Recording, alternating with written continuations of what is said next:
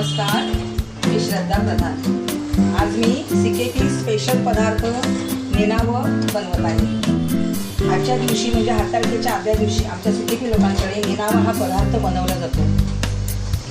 श्रावण महिन्यामध्ये 4ही शुक्रवार आम्ही जिवती मातेची पूजा करतो आणि त्या जिवती मातेसाठी जो नारळ ठेवलेला असतो ओटी पिठ्यर्थ, त्या नारळाच्या दुधापासून हा पदार्थ बनवला जातो।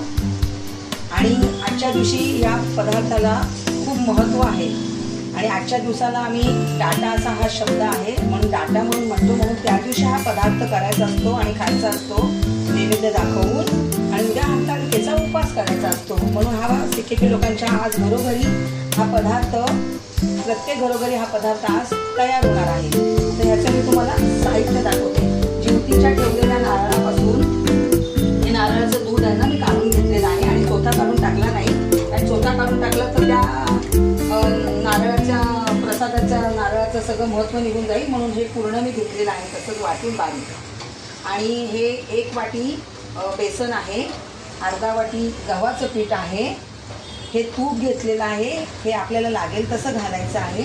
या वाटीने थोडी मोठी वाटी हा गूळ घेतलेला आहे, आणखीन ही वेलची पावडर आहे, हे बदाम आणि काजू पिस्ता याची हे तुकडे करून घेतलेले आहेत, बारीक क्रश आहे हा, आणि हे जायफळ आपल्याला थोड्या वेळाने होईल तेव्हा किसून हे करायचं आहे, त्याच्यामध्ये टाकायचं आहे।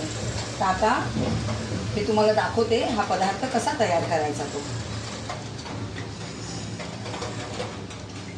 आता हे पातेलं आपल्या ह्याच्यामध्ये आपल्याला थोडं तूप घालून घ्यायचं आहे। तूप एकदम घालायचं नाही, थोडं थोडं तूप घालायचं, लागेल तसं तूप घालायचं।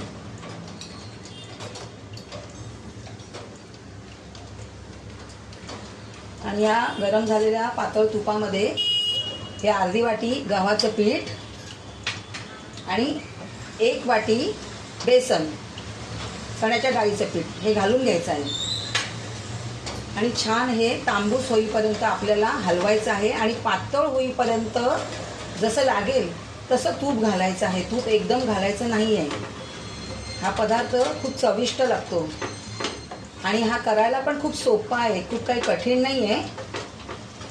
आणि आमच्या लोकांकडे आज हा पदार्थ प्रत्येक घरोघरी बनवला जाणार आहे, कुठल्या घरामध्ये बनणार नाही असं होणार नाही, आणि सगळ्यांना हा पदार्थ खूप आवडतो। पारंपरिक पदार्थ आहे हा।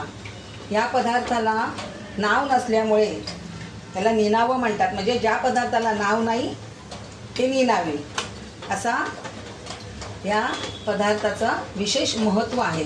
तुम्ही पाहू शकता आता मी पीठ छान तांबूस होईपर्यंत भाजणार आहे। तुम्ही पाहू शकता पीठ छान पातळ तूप घालून आता मी भाजून घेत आहे, पण अजून त्याला रंग यायला अजून अवकाश आहे। थोड्या वेळाने त्याला छान असा तांबूस रंग आला तर मग बाकीची जिन्नस घालायची आहेत।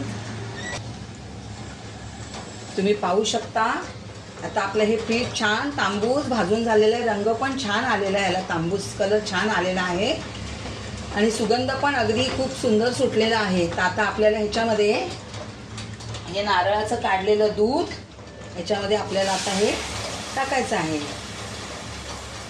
आणि हा गूळ आपल्याला ह्याच्यामध्ये टाकून घ्यायचा आणि आता हे छान आपण आहे ना आता मस्तपैकी एकजीव होईपर्यंत ढवळत राहायचं। आणि आता हे सगळं घट्ट पण होणार आहे, थोडासा गॅस बारीक करायचा आणि हे छान घाटून घ्यायचं आहे मस्तपैकी। जरा गॅस बारीक करायचा आणि घाटायचं, म्हणजे सगळं छान एकजीव होतं। ते गूळ बारीक असल्यामुळे तो विरघळायला काही वेळ लागणार नाही आहे, छान खटखटीत होईपर्यंत हे छान ढवळत राहायचं आणि मग नंतर तवा ठेवायचा खाली वाफेला। आता ही वेलची पावडर आहे बघा, मी ह्याच्यामध्ये टाकलेली आहे आणि हे थोडंसं जायफळ मी याच्यामध्ये किसून घेते आहे, थोडं अर्ध्यापेक्षा थोडं इकडे तिकडे जायफळ असं थोडं किसून घ्यायचं। वेलची आणि जायफळ ह्या दोघांची चव ह्याला आली पाहिजे तरच हे छान लागतं।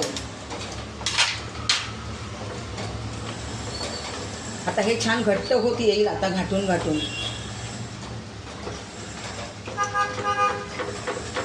लहानपणापासून आजी, आई आणि लग्न झाल्यानंतर सासूबाई असा सगळ्यांकडून पाहून घेतलेला हा पदार्थ आहे आणि प्रत्येक घरोघरी हा पदार्थ तयार होतो। हा पारंपरिक पदार्थ आहे, कुठल्या सुगरणीने केला होता प्राचीन काळी माहीत नाही हा पदार्थ, तिला नाव जमलं नाही ह्या पदार्थाला काय नाव द्यावं, म्हणून तिने ह्या पदार्थाला नेनावं हे नाव दिलेलं आहे. खूप खरपूस होतो हा पदार्थ आणि स्वादिष्ट होतो आणि हा खायलासुद्धा खूप छान लागतो. आता जेव्हा मी हा वाफेला ठेवीन ना तव्यावर, तेव्हा ह्याला थोडंसं साईडनी परत तूप हे करायचं आणि हे ताटाला पण मी तूप लावून घेतलेलं आहे. नंतर ह्याच्यामध्ये हे थापून घ्यायचं आहे आणि नंतर ते थंड होतील ना तेव्हा त्याच्या वड्या पाडायच्या. आता मी थोडंसं हे तव्यावरती ठेवते आहे वाफ द्यायला. आता तुम्ही पाहू शकता आपल्या नेनाव्याला आता मस्तपैकी वाफ आलेली आहे.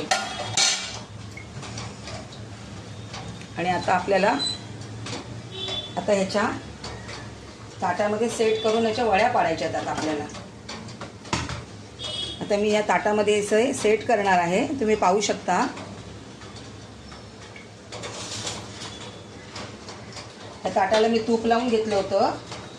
आता ह्याच्यामध्ये हे सगळं मी असं छान सेट करत आहे. थंडगार झालं का ह्याच्या वड्या पाडायच्या. रंग बघा किती छान आला आहे, खूप छान रंग येतो याचा. पीठ छान भाजायचं तुपामध्ये, कच्चं ठेवायचं नाही, मग रंग छान येणारच. खूप गरम गरम आहे, वाफ पण छान आलेली आहे. कोणाकोणाला वड्या पाडायच्या नसल्यानं तर ते लोक असंच वाटीमध्ये घेतात, याच्यामध्ये ड्रायफ्रूट्स टाकून देतात आणि मग नंतर वाटीमध्ये घेऊन असंच खातात. पण आम्ही वड्या पाडतो. जरा वड्या पाडल्या का ते छान वाटतं ना, नंतर खटखटी त्याच्या वड्या पाडायच्या छान. थंड झालं का वड्या पडतात मस्तपैकी. आणि त्याच्यावरती असं थोडंसं ड्रायफ्रूट्स सजवायचं, छान दिसतं सगळं. CKP स्पेशल पदार्थ नेनावं असं केलं पाहिलं ना तुम्हाला पण आवडेल. तुम्ही पण करून बघा. पारंपरिक पदार्थ आहे हा, पौष्टिक असतो, छान लागतो.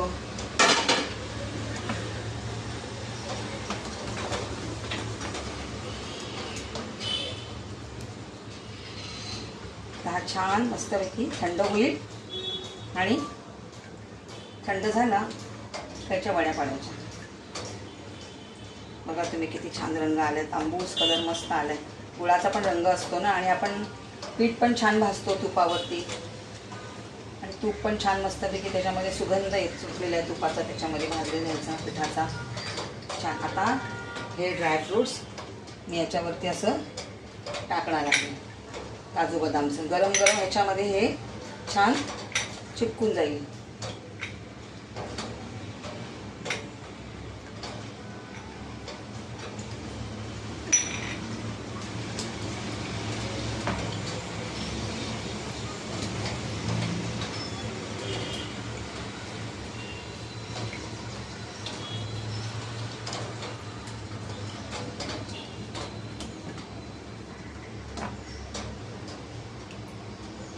पहा पारंपरिक CKP पदार्थ नेनावं.